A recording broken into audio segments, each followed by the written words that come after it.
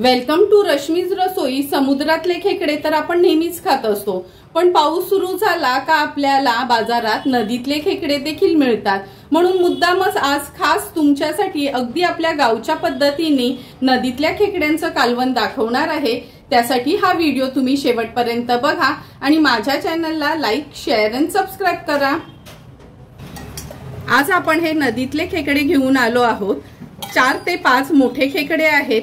आज मी तुम्हाला अगदी गावच्या पद्धतीने ह्या नदीतल्या खेकड्यांचं कालवण कसं बनवायचं ही रेसिपी दाखवणार आहे।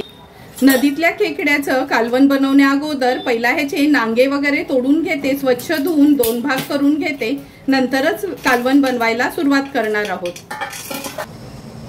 तुम्ही बघू शकता ही नदीतली सर्व चिंबोरी आपण स्वच्छ धुवून असे 2 भाग केले आहेत।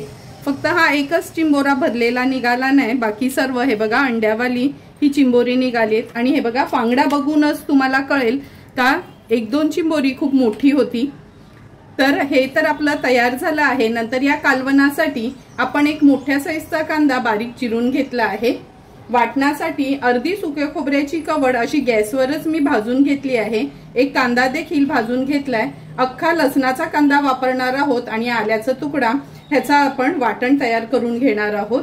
अर्धा चमचा हळद, 3 चमचे आपला हा घरचा आगरी कोळी मसाला आहे, अर्धा चमचा गरम मसाला आणि चवीप्रमाणे मीठ वापरणार आहोत। सर्वात आधी हे वाटण आहे ना आपण मिक्सरला बारीक करून घेऊया। मिक्सरला वाटण देखील आपण हे असं वाटून घेतलं आहे। आता लगेचच कालवण बनवायला सुरुवात करूया। नदीतल्या चिंबोऱ्याचं कालवण बनवण्यासाठी गॅसवर आपण ही मोठीशी कढई ठेवली आहे।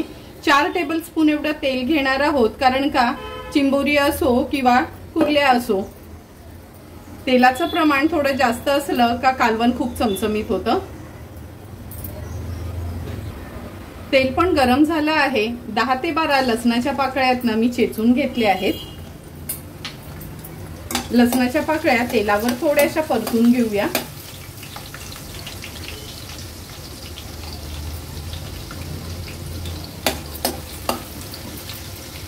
लसणाच्या पाकळ्या परतून झाल्या का मोठ्या साईजचा हा जो कांदा आपण चिरून घेतलाय तो ऍड करणार आहोत।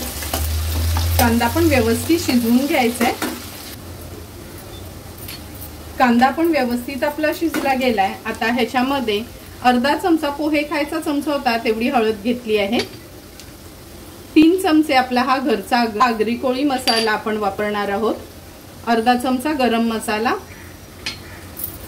हा आगरी कोळी मसाला आहे तो आपण घरीच तयार केला आहे आणि जर तुम्हाला ऑर्डर द्यायची असेल तर तुम्ही नक्की मला कमेंट करा, तुम्हाला घरपोच हा मसाला मिळेल। मसाला पण तेलावर छान परतून झाला आहे। आता हे जे वाटण आपण वाटून घेतलेलं ना ते ऍड करूया।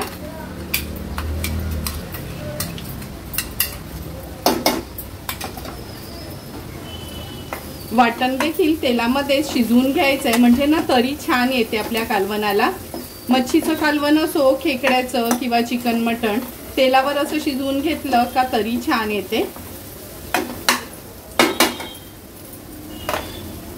आता हे स्वच्छ धुतलेले खेकडे ऍड करूया।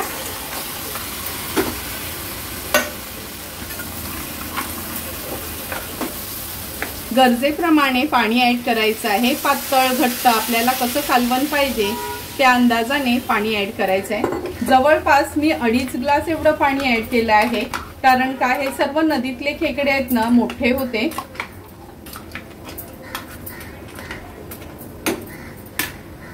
चवीप्रमाणे मीठ ऍड करते।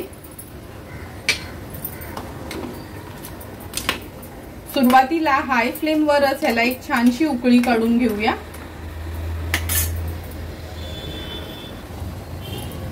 हे बघा कालवणाला पण छान उकळी आली आहे। व्यवस्थित कालवण मिक्स करून घेते। आता ह्याच्यावर झाकण ठेवूया आणि गॅसची फ्लेम मीडियम वर ठेवायची आहे।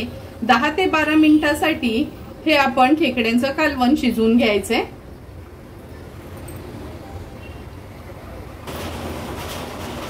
12 ते 15 मिनिटं झालेत आपण हे कालवण शिजत ठेवलं होतं। हे बघा तुम्हाला बघूनच कळेल का कालवण अगदी व्यवस्थित आपलं तयार झालं आहे। कालवणाला तरी पण छान आली आहे। आता गॅसची फ्लेम हाय करूया। हाय फ्लेमवर एक छानशी उकळी काढून घेणार आहोत आणि ह्याच्यामध्ये मूठभर मी कोथिंबीर ऍड करते। कालवणाला पण छान उकळी आली आहे। आता गॅसची फ्लेम स्विच ऑफ करूया, झाकण देते। थोडीशी वाफ कमी झाली की कालवण आपण सर्व करणार आहोत। 5 ते 6 मिनिटं झालेत आपण झाकण ठेवलं होतं। हे बघा वाफेवरच कशी छान तरी आली आहे आपल्या ह्या खेकड्यांच्या कालवणाला। आता तयार झालेलं हे खेकड्यांचं कालवण मी सर्व करून घेते। किती सुंदर आणि झणझणीत असं आपलं हे खेकड्यांचं कालवण तयार झालं आहे। जेवढे मोठे असतील ना हे खेकडे तेवढे खायला खूप सुंदर लागतात। तुम्ही बघितलंच असेल हे कालवण मी ना खूप घट्टसर असं केलं नाही, कारण का थोडं पातळ असलं ना का ह्याची टेस्ट खूप छान येते। अगदी सुंदर आणि मोजकेच इन्ग्रेडियंट्स यूज करून आपण हे कालवण तयार केलं आहे। हे कालवण तुम्ही चपाती, भात किंवा भाकरी सोबत देखील खाऊ शकता। तुम्हाला पण जर मी बनवलेलं हे नदीतल्या खेकड्यांच्या कालवणाची रेसिपी आवडली असेल तर तुम्ही पण माझ्या पद्धतीने एकदा तरी ह्या पावसाळ्यामध्ये हे खेकडे आणा आणि हे कालवण करून बघा आणि मला कमेंट करून सांगा की तुम्ही बनवलेलं हे खेकड्यांचं कालवण कसं झालंय ते। जर तुम्हाला मी बनवलेल्या ह्या खेकड्याच्या कालवणाचा व्हिडिओ आवडला असेल तर नक्की माझ्या चॅनलला तुम्ही लाईक, शेअर अँड सबस्क्राईब करा। Thank you for watching my video.